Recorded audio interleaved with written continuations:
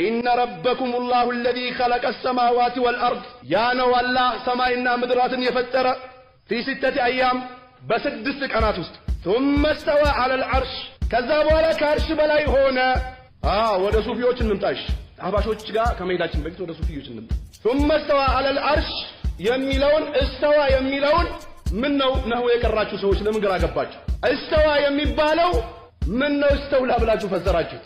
ምን ነው ነህውና ሰርፍን ቀጥቅጠናል የምትሉ አካሎች እንደኛ ኢልም የላቸውም የምትሉ አካሎች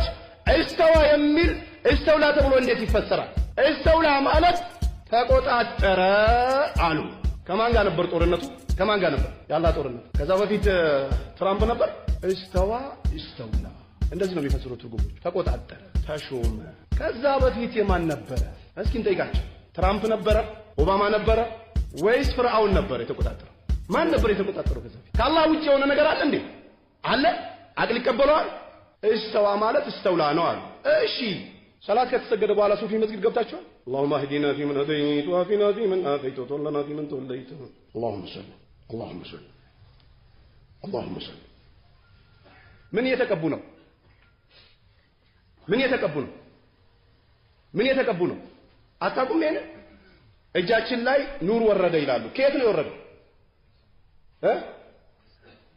ምን ነው ታዲያ የሚወርድበትን ቦታ አላህ ጋር መሆኑ ለምን ማመለካታቸው እሺ ሐጅ ላይ አዲስ አበባ ካሉ መስጊዶች አንደኛው መስጊድ ውስጥ የነበረ የአህባሽ ኢማም አብረን አንድ ዙም ጋር ደረሰንና የሐጅ ቀን አላህ Subhanahu Wa Ta'ala ወዴት ይወርዳል ወደ ሰማይ ዱንያ ይወርዳል ሲለው ቆይና ይወርዳል ማለት ኑሩ ነው የሚወርደው አለ ራስ በራሳቸው ቃላታቸው ይምታታል ግራ ይጋባል እሺ የኢስራና የሚራጅን ቀን ያከብሩታል አይከበርም ማን ነው የሚያከብረው ሱፊዮች ያከብሩታል የምን ቀን ነው ብሎ ነው የሚያከብሩት ነብዩ አለይሂ ሰላቱ ወሰለም ሰላትን ሊያመጡ ወደ ሰማይ ሄዱ ስለዚህ ያከብሩታል